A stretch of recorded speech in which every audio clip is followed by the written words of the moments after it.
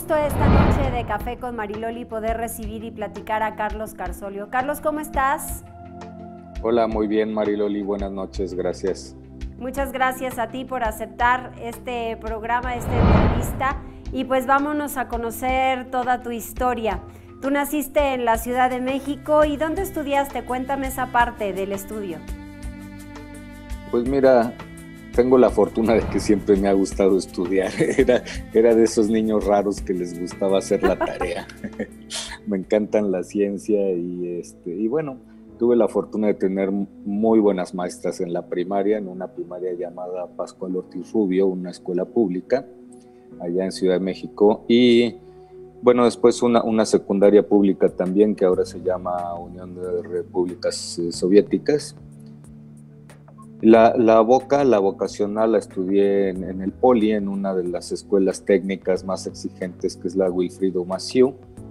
Y bueno, después estudié la carrera de Ingeniería Civil en la UAM Azcapotzalco. Y después, bueno, he hecho algunos cursos de muchas cosas en las que han dado en la vida. Platícame, porque obvio desde muy pequeño te han inculcado la disciplina y el deporte. Platícame un poco de tu mamá. Bueno, la tengo en un grato recuerdo. Era una persona muy buena, muy amable. Y desde pequeño me hizo amar a la naturaleza. Bueno, me conectó con ella porque ella era montañista. Y hablaba de una forma de los árboles, de las rocas, de los ríos, que me hizo enamorarme de todo ese espacio, de los espacios naturales. Y ella tenía una capacidad de docencia muy amplia porque era maestra de primaria, estudió para maestra, y entonces tenía esa capacidad de explicarte cosas hasta donde ella sabía, que a la fecha me es muy útil porque, bueno, me encanta también la docencia, aunque yo no he dado clases directamente, pero bueno, tengo un centro de capacitación donde hemos capacitado 70,000 ejecutivos y he dado miles de conferencias. Entonces ese espíritu que ella tenía de compartir el conocimiento, yo creo que me fue muy útil. Ahora me doy más cuenta que nunca, ahora que ella me falta desde que murió. Y bueno, también era una persona muy disciplinada, que de alguna forma entendía que la responsabilidad era una cuestión personal. Entonces no te obligaba a hacer las cosas, sino que te animaba a que tú fueras el dueño de tu propio destino. Te invitaba para hacerlas de alguna manera. ¿Tu papá? Mi padre era más duro, era como en esas épocas, ¿no? O sea, más disciplinado, más fuerte, muy estricto, ingeniero químico. Y él también, pues, fue un gran deportista, corrió mucho maratones y demás, y bueno, le encantaba la montaña, desde pequeño soñaba con ello, aunque él viene de un puerto, nació en Veracruz, pero se crió en Orizaba.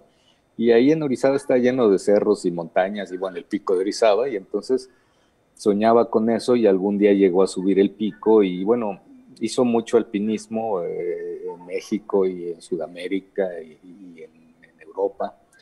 Le fascinaba la montaña y así fue como se encontraron mis padres en un club de alpinismo. Qué padre. ¿Y cuál es tu historia? ¿Cómo empiezas con el alpinismo? Pues desde que tengo memoria, mi madre subió al Iztaccíhuatl cuando tenía 7 meses de embarazo.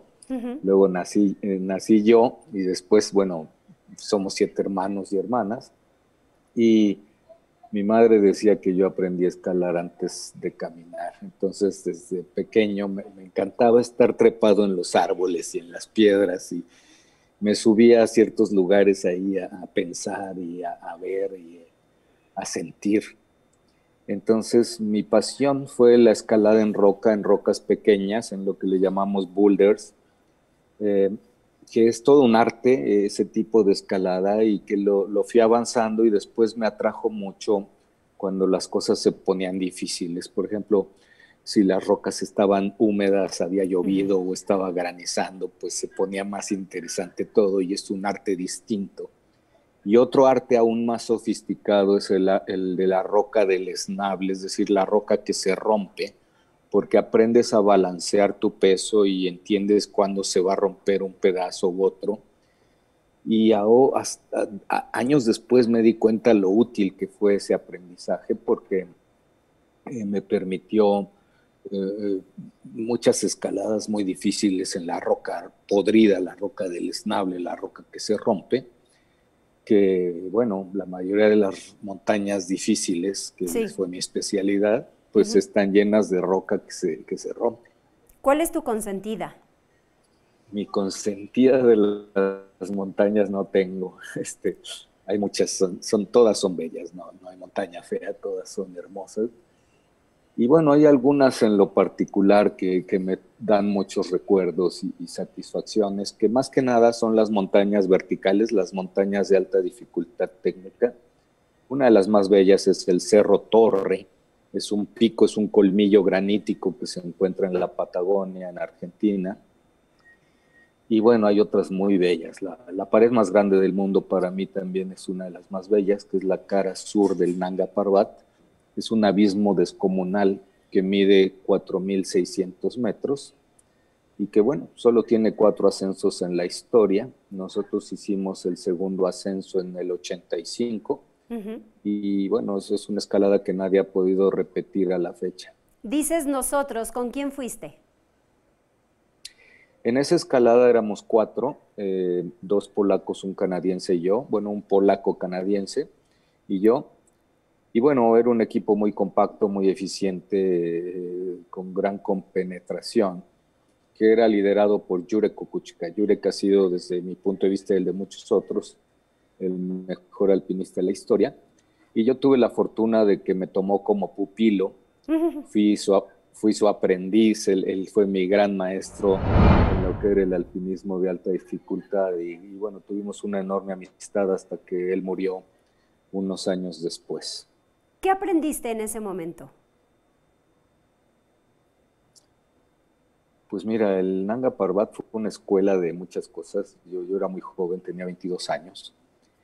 Y ya estar en esos niveles, vaya, en el nivel mundial de vanguardia, porque es el nivel de innovación. Cuando estás haciendo nuevas rutas, abrimos una ruta de gran dificultad técnica y de alta peligrosidad, que además llega a un pico de más de 8.000 metros, entonces tienes falta de oxígeno, tormentas, todos los días tuvimos nevadas, tormentas con rayos, es como un examen final de alpinismo, y bueno, fortalecí esa relación estrecha con la magia de la montaña, con el cosmos. Para mí la montaña es un canal de conexión con el cosmos, con la naturaleza, sí, contigo claro. mismo, con tu propio interior. ¿Cómo te preparas para ir al ascenso? Bueno, el alpinismo, como toda actividad, cuando la llevas a los altos niveles, se convierte en muy demandante. Y pues yo entrenaba muchas horas desde la adolescencia, me iba corriendo a la escuela, regresaba corriendo, tenía 2 sesiones de gimnasio al día. Estuve en el Deportivo Chapultepec desde la infancia porque mi padre era empleado bancario y entonces él trabajaba en la cuestión de galvanoplastía de las planchas de impresión de los billetes, porque bueno, era ingeniero químico, y entonces tuve esa enorme oportunidad del Deportivo Chapultepec, que es maravilloso. Entonces, claro. Bueno, ahí nadaba y entrenaba muy duro. En el alpinismo serio tienes que entrenarte al frío, al hambre, al cansancio, al dolor, a no dormir. Son toda una serie de entrenamientos específicos donde tú simulas la realidad a la que te vas a enfrentar. Digamos, yo corría con máscaras para que se me dificultara mucho respirar. La respiración, claro. Porque, bueno, a gran altitud la falta de oxígeno es una de las grandes problemáticas. Exactamente. Fíjate, Carlos, que tú te has enfrentado a grandes retos y a mí me parece que el establecer esa ruta especial y esa conexión con la naturaleza es en donde un cuerpo con mente llega a una perfección especial. Para ir en ascenso, como tú lo has hecho, y con toda la preparación que has tenido para el frío, para el calor, para el hambre, ¿quién lidera ese tipo de proyectos? En algunos tú los has llevado a cabo, en otros tú has sido pupilo y aprendiste muy bien, pero esa conjunción con el cuerpo, con el espíritu y con la naturaleza me parece un punto esencial en tu vida. Para mí, yo tuve la fortuna de tener muchos muy buenos maestros, desde mis padres hasta en las escuelas, pero mi mayor maestro fue la montaña. La montaña es una escuela de vida, la naturaleza enseña de todo, tiene una sabiduría muy profunda, que cuando tú conectas con ella, como yo creo que todos los seres humanos estábamos conectados a la naturaleza durante gran parte de nuestra historia, hasta hace, pues, no sé, 10,000 años que nos empezamos a desconectar. Pero ahí la montaña te da lecciones todo el tiempo y pueden ser lecciones paulatinas o lecciones violentas. Y pues todas son buenas, sean malas o sean duras o sean fantásticas. Todas las lecciones de la montaña son útiles en la vida. ¿Se convirtió en tu gran compañera una montaña, la que sea? Sí. Cuando estás en la montaña te integras con ella. La gente pensaba cuando la mitad de mis escaladas más serias de nivel mundial fueron en solitario. Y cuando tú estás solo colgando de la punta de tus dedos o de tus herramientas de escalada en hielo, pues cualquier error es mortal. Uh-huh. La gente me preguntaba, bueno, has de tener un estrés terrible cuando estás ahí colgado tú solo en la soledad de la montaña. Y no, es totalmente al revés. Es un mundo de una profunda paz.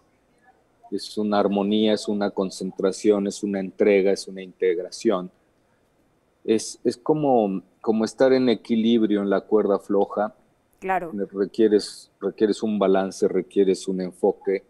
Y entonces vienen procesos mentales en los cuales te abras a otra realidad, a una realidad extendida del cosmos, y conectas con la montaña. La montaña tiene una armonía, cada montaña tiene una frecuencia distinta, la sientes vibrar de una forma distinta.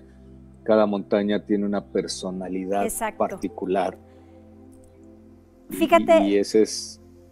Fíjate que ahora vamos a hacer una pausa, regresaremos en unos minutitos para platicar contigo, porque todavía hay mucho que saber, pero esa compenetración, el ser tu gran compañera una montaña, es un momento importantísimo. Tienes mucha conexión con Puebla también, y después de la pausa vamos a platicar sobre ello. Continuamos.